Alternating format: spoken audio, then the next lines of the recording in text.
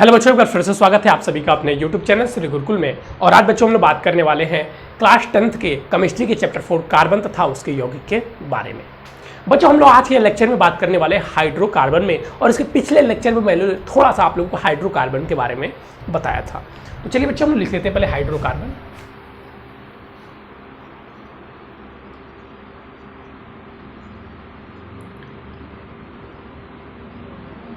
तो मैंने आप लोगों को क्या बताया था बच्चों, हाइड्रोकार्बन। हाइड्रोकार्बन किन्हें हम कहेंगे, ठीक है। तो कार्बन के वे यौगिक, देखिए बहुत ज़्यादा रिसर्च किया गया, उसके बाद पाया गया कि कार्बन के बहुत सारे जो यौगिक हैं वो हाइड्रोजन तथा कार्बन के मेल से ही बने हुए हैं, जैसा कि मैंने आप लोगों को पिछले लेक्चर में बताया था। तो कार्बन के वे यौगिक जिनमें केवल हाइड्रोजन तथा कार्बन उपस्थित हो उन्हें हाइड्रोकार्बन कहते हैं, ठीक है। और वे यौगिक जिनमें केवल हाइड्रोजन और कार्बन उपस्थित हो तो उन्हें हम लोग क्या कहेंगे सर, उन्हें हम लोग हाइड्रोकार्बन कहेंगे। उन्हें हम लोग क्या कहेंगे, उन्हें हम लोग हाइड्रोकार्बन कहेंगे। बहुत बढ़िया। देखिए अब फिर हम लोग हाइड्रोकार्बन को हम लोग बोलते हैं, अब हाइड्रोकार्बन को हम लोग को विस्तृत पढ़ना है। तो देखिए हाइड्रोकार्बन को अब हम लोग को पढ़ना है विस्तृत तरीके से। तो हाइड्रोकार्बन भी बच्चों दो प्रकार के होते हैं। एक बात करें हम लोग एलिफैटिक हाइड्रोकार्बन और एक एरोमेटिक हाइड्रोकार्बन। देखिए हाइड्रोकार्बन को दो भागों में बांटा गया। कौन कौन से? पहला जो है बच्चों, पहला जो है उसे हम लोग कहते हैं एलिफैटिक हाइड्रोकार्बन, ठीक है। और जो दूसरा है बच्चों वो है एरोमेटिक हाइड्रोकार्बन, ठीक है। चलिए अब मैं बात करूं एलिफैटिक क्या होता है सर और एरोमेटिक क्या होता है। तो उससे पहले मैं आप लोगों को थोड़ा सा बच्चों बताना चाहूंगा कि जो हम लोग क्लास 10th का सिलेबस है उस सिलेबस में हम लोग को एलिफैटिक पढ़ना है। एलिफैटिक हाइड्रोकार्बन को विस्तृत तरीके से पढ़ना है। एलिफैटिक हाइड्रोकार्बन को विस्तृत तरीके से पढ़ना है, जबकि एरोमेटिक हाइड्रोकार्बन में हम लोग को बस इसकी परिभाषा पढ़नी है। इसमें इसके प्रकार और इसको बहुत ज़्यादा विस्तृत तरीके से नहीं पढ़ना है, ठीक है। इसको बहुत ज़्यादा विस्तृत तरीके से नहीं पढ़ना है, ठीक है सर। तो चलिए हाइड्रोकार्बन का डिफिनीशन आप लोगों ने दिया। अब हम लोग हाइड्रोकार्बन के प्रकार में जो पहला प्रकार है एलिफैटिक हाइड्रोकार्बन, इसके बारे में हम लोग अब लिखेंगे। चलिए तो इसको मैं रेज करता हूं और हम लोग बात करेंगे बच्चों एलिफैटिक हाइड्रोकार्बन के बारे में।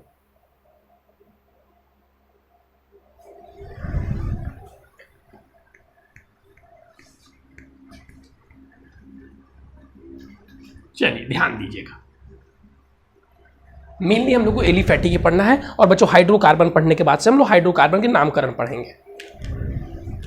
पहला हम लोग क्या था सर, एलिफैटिक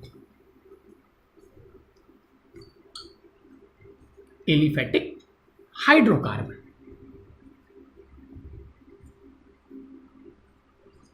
चलिए ध्यान दीजिएगा थोड़ा सा,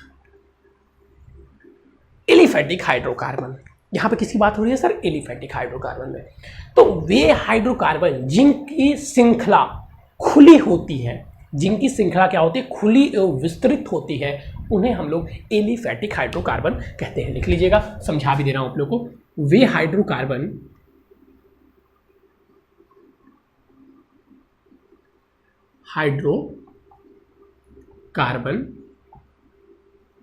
जिनकी श्रृंखला खुली विस्तृत गलत लिख दिया भाई, कहाँ गया मिटाने वाला।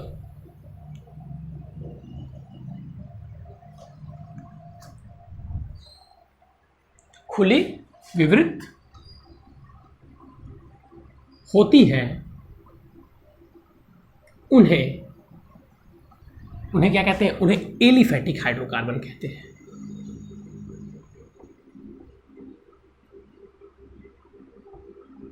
हाइड्रोकार्बन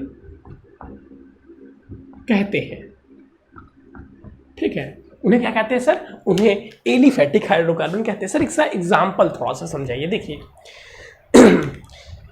आपने अगर एक बार कभी देखा होगा तो एक कार्बन श्रृंखला, देखिए खुली किसके बारे में हो रहा है, खुली और बंद को समझिए पहले। अगर देखिए ऐसे कार्बन है, फिर एक कार्बन से एक कार्बन जुड़ा हुआ है, फिर एक कार्बन से एक कार्बन, फिर एक कार्बन से एक कार्बन, फिर एक कार्बन से एक कार्बन, और ये इसको पूरा बंद कर ले रहा है। तो इसको बंद विवृत कहते हैं। क्या कहते हैं? बंद, बंद श्रृंखला। खुली श्रृंखला कैसे? अब एक कार्बन से एक कार्बन, एक कार्बन से एक कार्बन, फिर ऐसे नीचे जुड़ा हुआ, फिर ऐसे ऊपर जुड़ा हुआ, फिर ऐसे जुड़ा हुआ, मतलब ये क्लोज नहीं है, ये क्लोज नहीं है, ठीक है, क्लोज नहीं। ऐसा ये क्लोज हो गया और ये हो गया खुला, तो इसको खुला विवृत कहेंगे, ठीक है। तो ऐसे हाइड्रोकार्बन जिनकी श्रृंखला खुली विवृत होती है, यानी कि ऐसे जो खुले होते हैं, ये बंद वाले एलिफैटिक नहीं कहलाएंगे। बंद वाले क्या कहलाएंगे इसको हम बाद में पढ़ेंगे। ये बंद वाले क्या नहीं कहलाएंगे? एलिफैटिक नहीं कहलाएंगे। एलिफैटिक कौन से कहलाएंगे? जो खुली श्रृंखला होती है, जो खुली श्रृंखला होती है।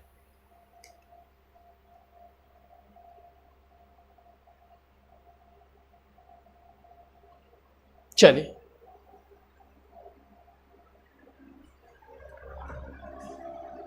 अब देखिए, अब हाइड्रोकार्बन भी दो प्रकार के होते हैं, ठीक है, ध्यान दीजिएगा। अब एलिफैटिक जो हाइड्रोकार्बन होते हैं ये भी दो प्रकार के होते हैं। समझ में आ गया खुली श्रृंखला क्या होती है? तो जो खुली श्रृंखला होती है वही एलिफैटिक हाइड्रोकार्बन कहलाते हैं। चल अब समझिएगा यहाँ पे। अब एलिफैटिक भी हाइड्रोकार्बन दो प्रकार के होते हैं। कौन कौन से सर? एक संतृप्त और एक असंतृप्त हाइड्रोकार्बन। कौन से? फिर से समझिएगा, संतृप्त हाइड्रोकार्बन और असंतृप्त हाइड्रोकार्बन। तो यहाँ पे सबसे पहले हम बात करेंगे संतृप्त हाइड्रोकार्बन के बारे में।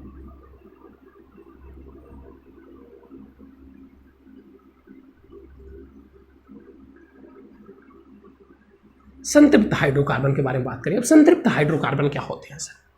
तो देखिए, वे हाइड्रोकार्बन जिनमें कार्बन परमाणुओं के बीच एकल बंध होता है। अब यहाँ पे बच्चों को किसी को कंफ्यूजन नहीं ना कि एकल बंध क्या है, द्विबंध क्या है, बता दे रहा हूँ। देखिए, यदि एक ऐसे बॉन्ड बना हुआ है तो इसको एकल बंध कहते हैं, ठीक है।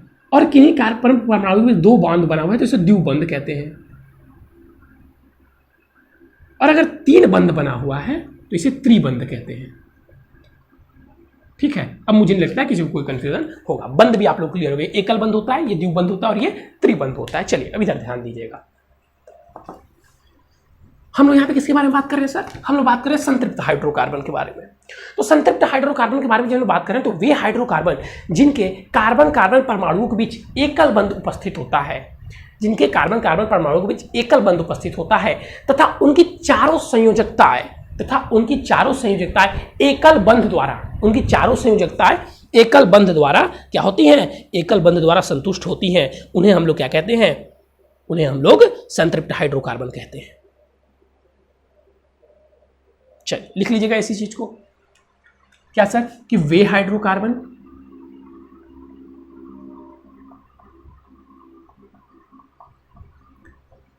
जिनके कार्बन कार्बन, सी भी आप लिख सकते हैं, कार्बन कार्बन, ये ऐसे लिखिए, कार्बन कार्बन जिनके कार्बन कार्बन परमाणुओं के बीच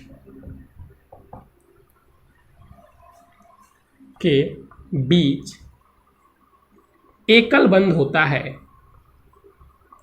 एकल बंध होता है तथा, अब कार्बन की कितनी संयोजकता होती है? अभी हम पीछे पढ़े थे सर, 4 संयोजकताएं होती है, भूलना नहीं है, ठीक है। तथा उनकी चारों संयोजकताएं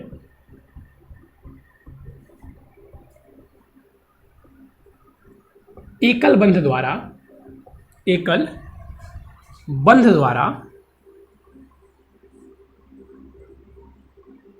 संतुष्ट होती हैं।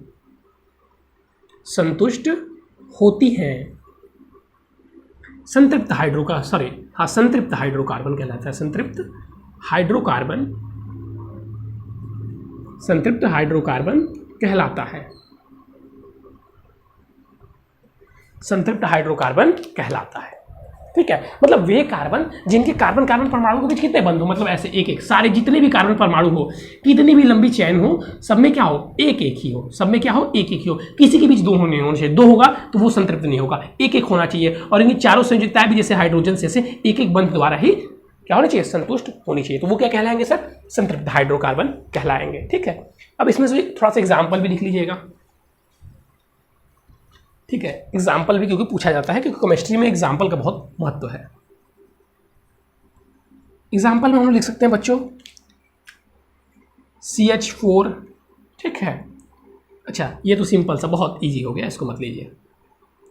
C2H6, इसको बना के देखते हैं हम लोग। देखिए, C के बीच एकल बॉन्ड, फिर H, H H H H H। देखिए सभी क्या है, एकल बंध द्वारा संतुष्ट, और कार्बन कार्बन के बीच भी क्या है, कार्बन कार्बन के बीच भी सर एकल बंध है, कार्बन कार्बन के बीच भी क्या है, एकल बंध है। ठीक है, चलिए हो गया। चलिए अभी इधर ध्यान दीजिएगा। ठीक है ठीक है। अब हम, अच्छा हाँ, एक पॉइंट यहाँ पे छूट रहा है, एक पॉइंट वही बोला, क्या छूट रहा है भाई, इनका समान सूत्र।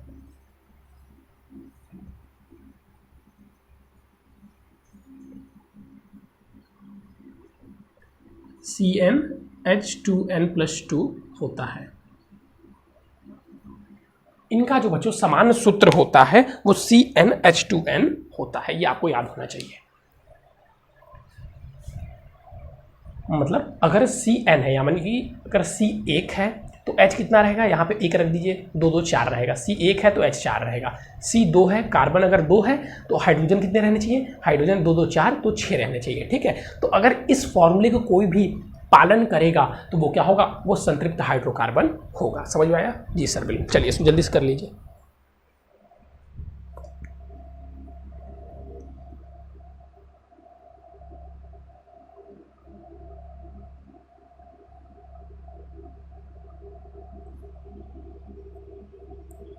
चलिए आगे बढ़ते हैं। अब हम बात करेंगे बच्चों असंतृप्त हाइड्रोकार्बन के बारे में।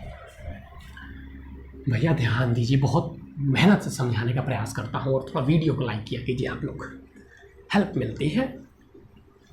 आप लोगों का वीडियो को लाइक करना आप लोगों का प्यार है, लेकिन लाइक से कुछ मिलता नहीं है, समझ रहे हैं। ऐसे तो मुझे वीडियो से भी कुछ नहीं मिलता है, ईमानदारी से बताऊँ तो, लेकिन प्यार आपका होना चाहिए, तो प्यार दिखाई देना चाहिए, जिससे हम भी क्या उत्साहित हो आपको पढ़ाने के लिए। कोई भी अड़चन आए उस अड़चन को पार करके आपको पढ़ाने के लिए उत्साहित हो। देखिएगा,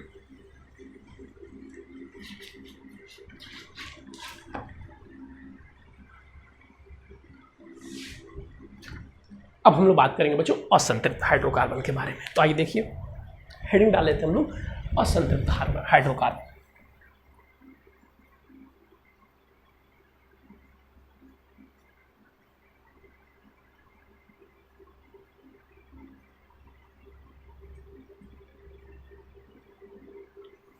देखिए असंतृप्त हाइड्रोकार्बन में वे हाइड्रोकार्बन जिनके कार्बन कार्बन परमाणुओं के बीच एकल बंध नहीं होता, एकल बंध संतृप्त में होता, द्विबंध या त्रिबंध होता है। जब भाई संतृप्त में एकल बंध हो गया तो बचे कौन कौन से, दो बंध और त्रिबंध, तो इसमें दोनों हो जाएगा। वे हाइड्रोकार्बन, अभी मैं लिखूंगा, घबराइए मत, पहले समझिए। बहुत बच्चे क्या कहते हैं, बहुत जल्दी जल्दी ही लिखने के लिए एकदम तेजी होती है उनको।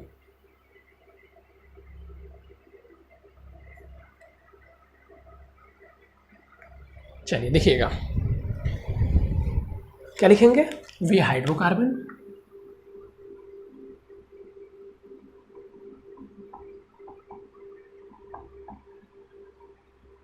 जिनके कार्बन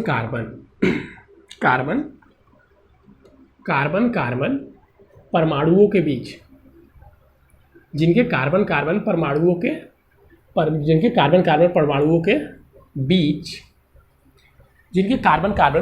बीच द्विबंध या त्रिबंध उपस्थित होता है।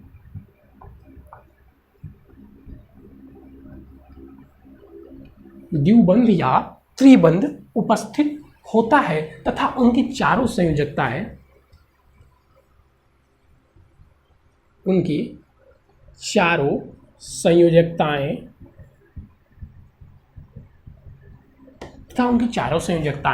एकल बंध द्वारा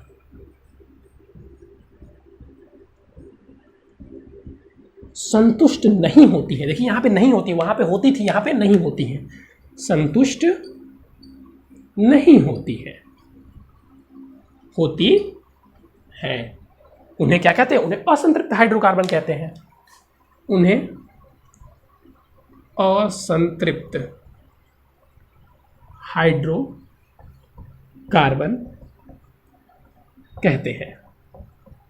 ठीक है भैया, तो जिनमें क्या हो भैया, जिनमें कार्बन कार्बन परमाणु में द्विबंध हो या त्रिबंध हो, और उनके चारों संयोजकता एकल बंध द्वारा तो संतुष्ट होंगे नहीं, जब दो बंध हो जाएगा तो तो एकल बंध द्वारा संतुष्ट नहीं होती है तो उन्हें असंतृप्त हाइड्रोकार्बन कहते हैं। इनका भी पहले लिखेगा, देखिए समान सूत्र, पिछले वाले में मैंने थोड़ा सा देरी से लिखवाया था, इनका लीजिए। इनका सामान्य सूत्र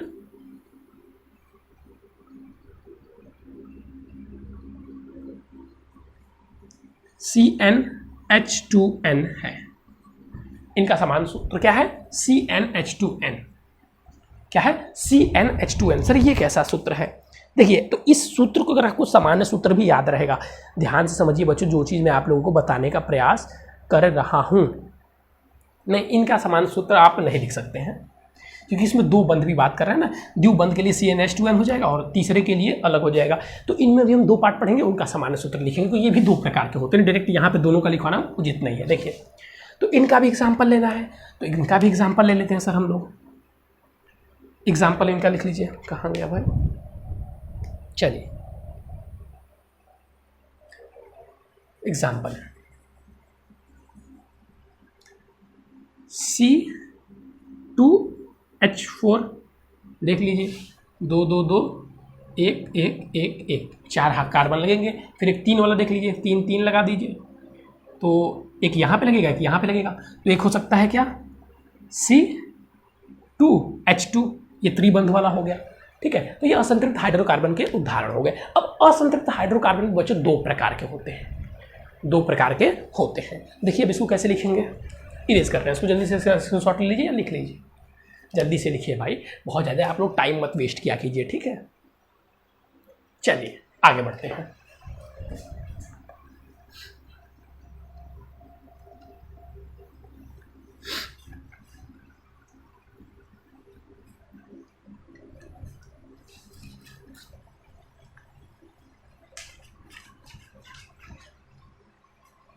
देखिएगा, आप ध्यान दीजिएगा इधर। असंतृप्त हाइड्रोकार्बन दो प्रकार के होते हैं। पहला द्विबंध युक्त असंतृप्त हाइड्रोकार्बन। ठीक है, इसको हब लिख दे रहा हूँ, हाइड्रोकार्बन। ठीक है, पूरा लिखूंगा। या इसे हम लोग एल्कीन भी कहते हैं, एल्कीन, असंतृप्त हाइड्रोकार्बन, द्विबंध युक्त असंतृप्त हाइड्रोकार्बन या एल्कीन। अब इसका सर फॉर्मूला क्या आएगा, वे हाइड्रोकार्बन, वे असंतृप्त हाइड्रोकार्बन जिनके कार्बन कार्बन परमाणु के बीच द्विबंध होता है, उन्हें द्विबंध युक्त असंतृप्त हाइड्रोकार्बन कहते हैं या एल्कीन कहते हैं। लिख देता हूं, देखिए अब यहाँ पे ये वर्ड जरूर लिखेंगे, वे असंतृप्त, पहले ही असंतृप्त आ जाएगा, वे असंतृप्त हाइड्रोकार्बन, वे असंतृप्त हाइड्रोकार्बन जिनके कार्बन कार्बन परमाणुओं के बीच क्या होता है, द्विबंध होता है, वे, अब लिख लीजिएगा आगे, वे कहलाते हैं। ठीक है, चलिए, तो अब देखिए हमने पढ़ा कि असंतृप्त हाइड्रोकार्बन ये होते हैं जिनमें द्विबंध हो और त्रिबंध हो। तो अब अलग से क्लासिफाई कर दिया, क्लासिफाई द्विबंध वाले को कह रहा है कि द्विबंध युक्त असंतृप्त हाइड्रोकार्बन या उसे एल्कीन कहते हैं। ठीक है, और इनका जो सामान्य सूत्र होता है बच्चों क्या होता है, इनका सामान्य सूत्र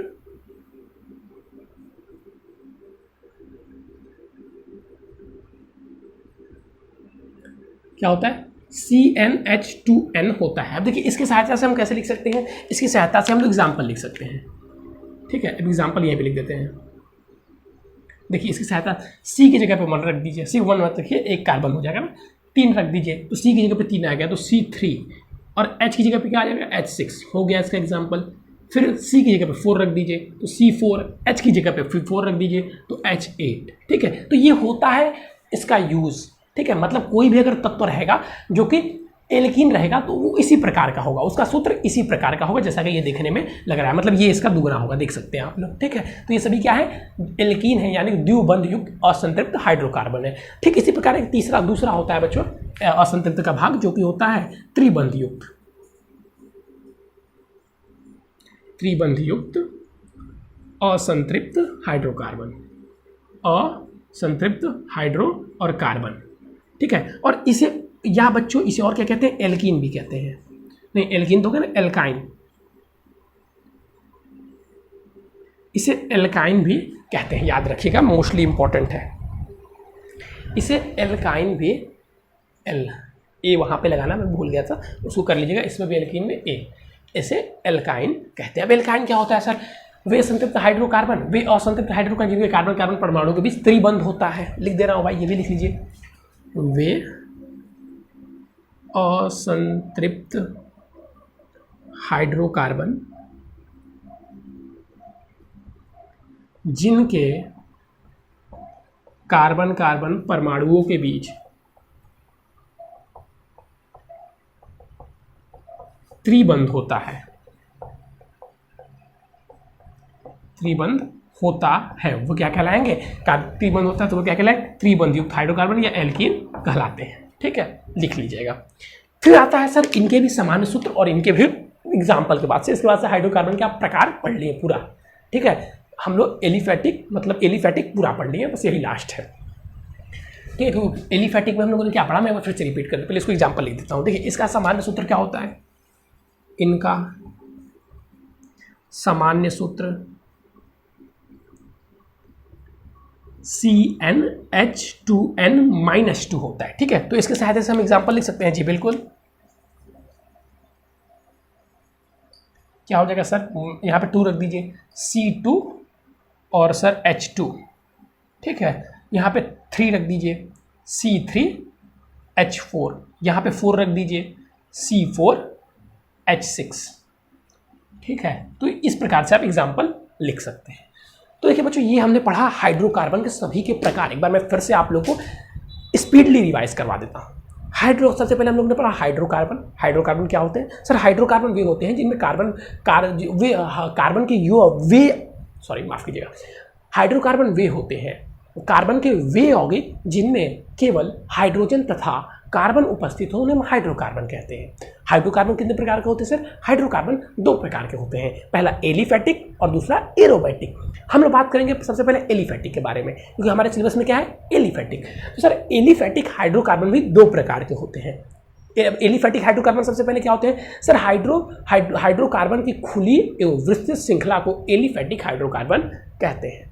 दूसरी बात सर, एलिफैटिक हाइड्रोकार्बन भी 2 प्रकार के होते हैं। कौन कौन से सर? एक संतृप्त हाइड्रोकार्बन, एक असंतृप्त हाइड्रोकार्बन। सर संतृप्त हाइड्रोकार्बन क्या होता है? वे हाइड्रोकार्बन जिनके कार्बन कार्बन परमाणुओं के बीच एकल बंध हो तथा उनकी चारों संयोजकताएं एकल बंध द्वारा संतुष्ट हो, क्या हो जाएंगी? वो संतृप्त हाइड्रोकार्बन। दूसरा सर, संतृप्त हाइड्रोकार्बन का सामान्य सूत्र क्या होता है सर? CnH2n+2। ठीक है, आगे बढ़ते हैं। असंतृप्त हाइड्रोकार्बन सर, असंतृप्त हाइड्रोकार्बन वे हाइड्रोकार्बन है जिनके कार्बन कार्बन परमाणुओं के बीच द्विबंध या त्रिबंध होता है और उनकी चारों संयोजकताएं एकल बंध द्वारा संतुष्ट नहीं होती है, उन्हें हम लोग असंतृप्त हाइड्रोकार्बन कहते हैं।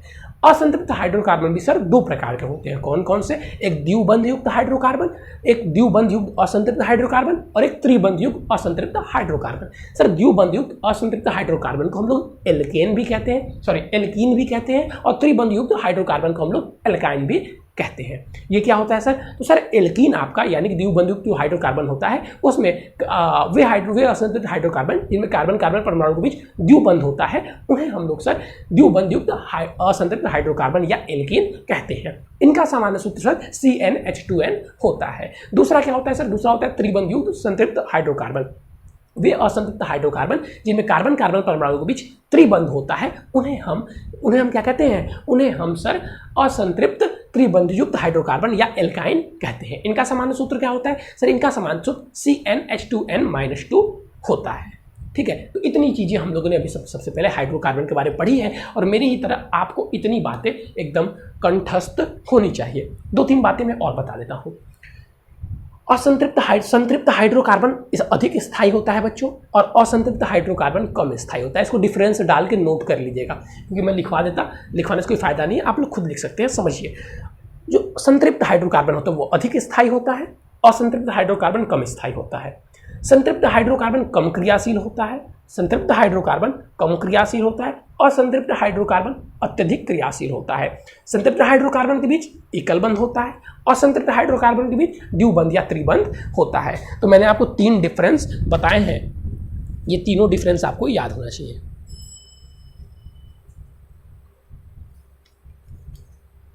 चलिए आगे हम लोग बात करते हैं। आगे अब हम लोगों को क्या पढ़ना है सर? आगे हम लोग पढ़ेंगे बच्चों इन्हें हाइड्रोकार्बन के बीच इनका देखिए बिंदु संरचना बनाना भी। कहाँ गया भाई?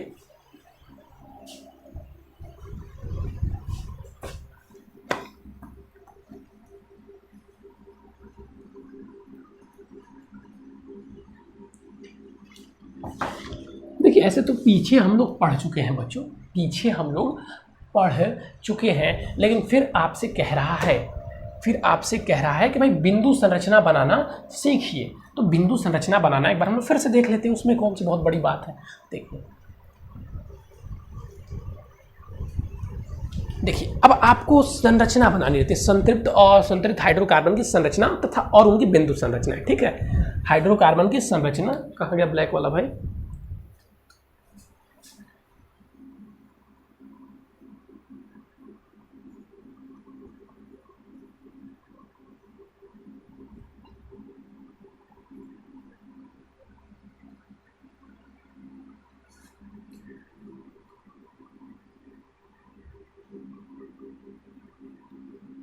बिंदु संरचना या तथा उनकी बिंदु संरचना।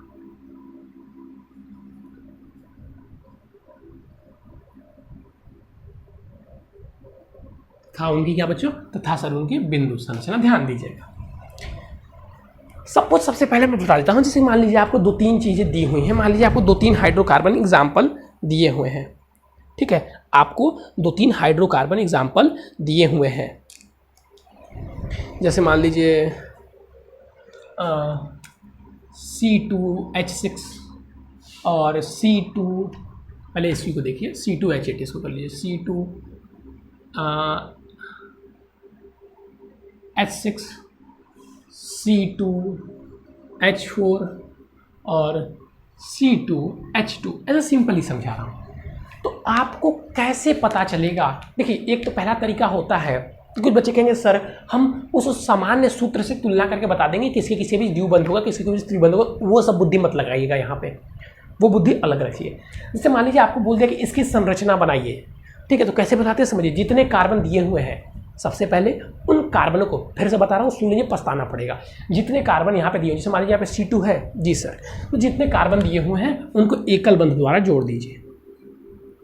कार्बन की संयोजकता कितनी होती है? 4।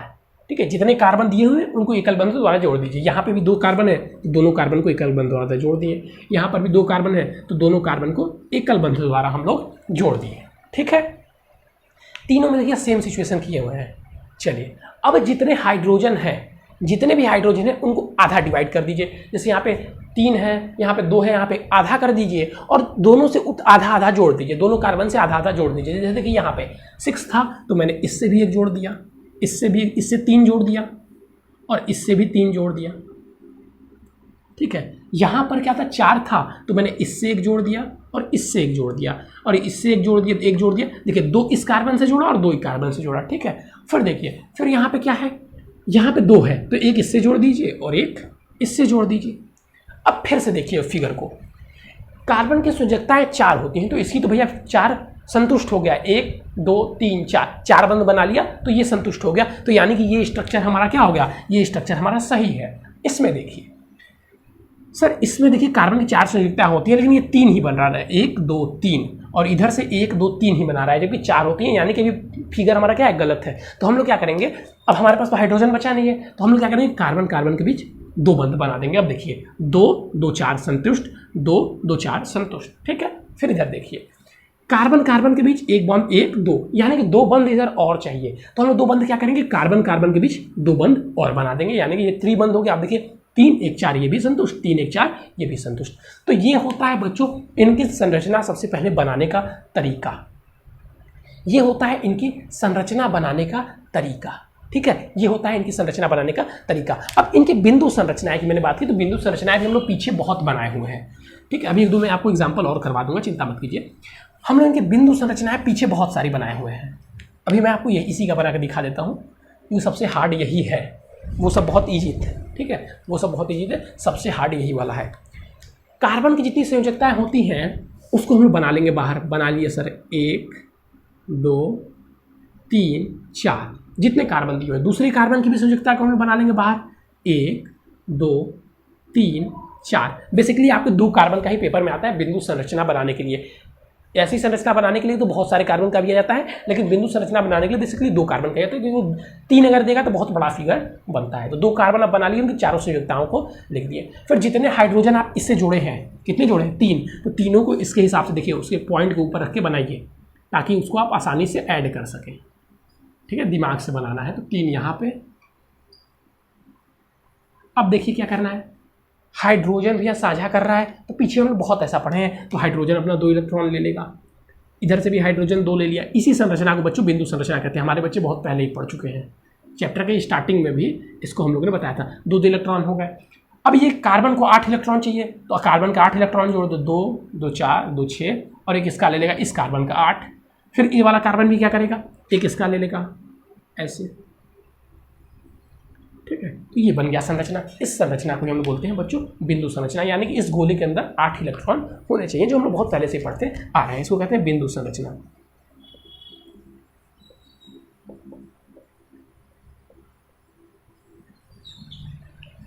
इसको हम लोग क्या कहते हैं, इसको सर हम लोग कहते हैं बिंदु संरचना। ठीक है सर, चलिए यहाँ तक मुझे नहीं लगता है किसी को कोई दिक्कत होगा। चलिए नेक्स्ट अब हम बात करेंगे बच्चों किस बारे में, ये बनाना आप लोग को आ ही गया। इसको बंद कीजिए संरचना को, और बिंदु संरचना भी आप लोगों को बनाना आ गया। इधर ध्यान दीजिए। अब हमें क्या पढ़ना है, अब समावयवता पढ़ लीजिए, उसके बाद से समावयवता पढ़ लीजिए, उसके बाद से हम लोग को नेमिंग पढ़ना है, इसके नोमेनक्लेचर, आईपीएससी नाम।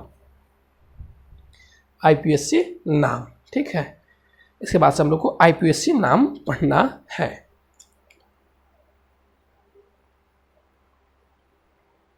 ठीक है,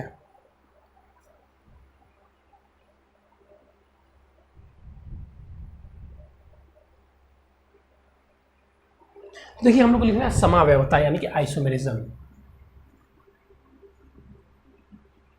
समावयवता, ठीक है, लिख लीजिएगा। पहले इसको लिखिए समावयवता, व्यवता, वो यहाँ पे छूट गया, मार्कर भी खत्म है। ये हम लोग का लास्ट टॉपिक भी है इसके बाद, क्योंकि फिर हम लोग को नोमेनक्लेचर पढ़ना है। समावयवता, ठीक है, लिख लिए।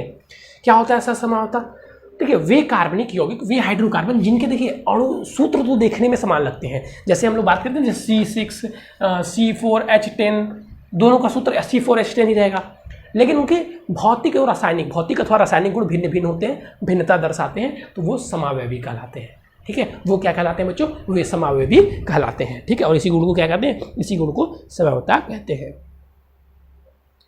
चलिए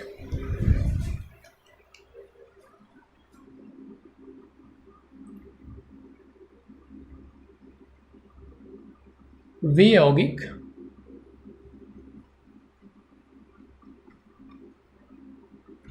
या लिखिए, इसको समावयवता लिखना ना, लिखिए वह परिघटना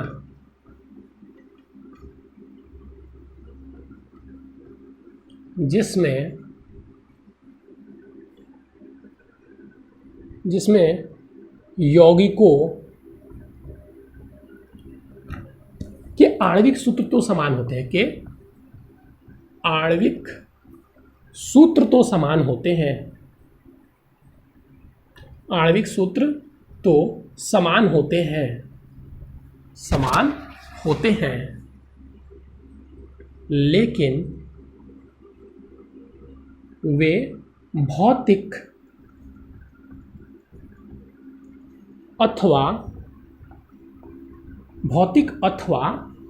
रासायनिक गुण में भिन्नता दर्शाते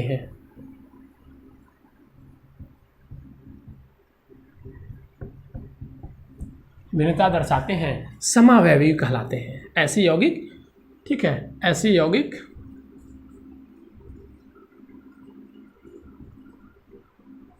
समावयवी कहलाते हैं,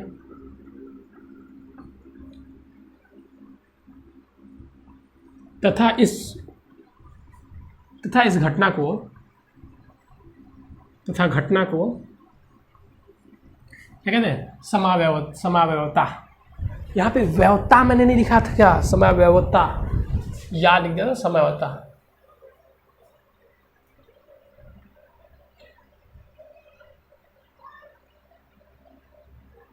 यौगिक देखिए, यौगिक समावेवी कहलाते हैं तथा घटना को समयवता कहते हैं। ठीक है, यौगिक शब्द घटना को यौगिक समावेवी कहलाते हैं।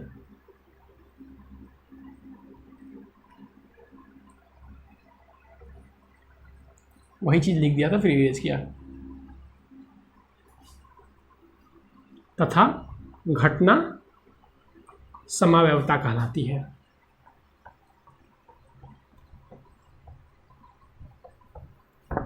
और ये होता क्यों, तो उनकी संरचनाओं में अंतर के कारण होता है, ये भी लिख लीजिएगा।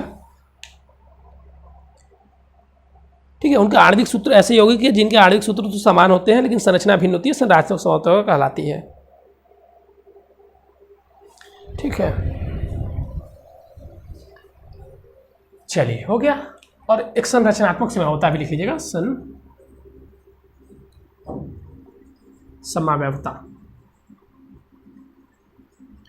वे यौगिक जिनके आणविक सूत्र तो समान होते हैं लेकिन संरचना भिन्न होती है। वे यौगिक जिनके आणविक सूत्र तो समान होते हैं लेकिन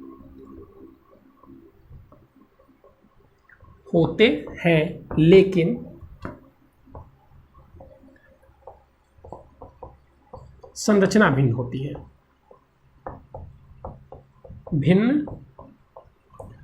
होती है। संरचनात्मक समावयवी कहलाते हैं। एग्जाम्पल इसका लिख लीजिएगा बच्चों, इसका एग्जाम्पल पूछता है। ठीक है, इसका भी पूछता है लेकिन इसका बहुत ज़्यादा पूछता है। C4H10। देखिए, जैसे मैं इसका संरचना आपको दिखा रहा हूँ कैसे संरचना, अणु सूत्र समान है। देखिए, एक प्रकार इसकी संरचना ऐसे ही बन सकती है। ठीक है, ये सबका हाइड्रोजन से जोड़ दीजिएगा, hydrogen hydrogen hydrogen hydrogen hydrogen. एक ये संरचना इसकी बन सकती है। एक दूसरी संरचना क्या बन सकती है, कार्बन के कार्बन से इसके तीनों हाइड्रोजन जोड़ दीजिएगा, फिर एक कार्बन जोड़ दीजिए। ठीक है, तो इससे क्या कीजिए, दो कार्बन जोड़ दीजिए, एक कार्बन इधर जोड़ दीजिए और एक कार्बन इधर जोड़ दीजिए। Hydrogen hydrogen hydrogen hydrogen hydrogen hydrogen hydrogen hydrogen hydrogen hydrogen. देखिए, इसमें भी 10 हाइड्रोजन आपको दिखाई देंगे और इसमें भी।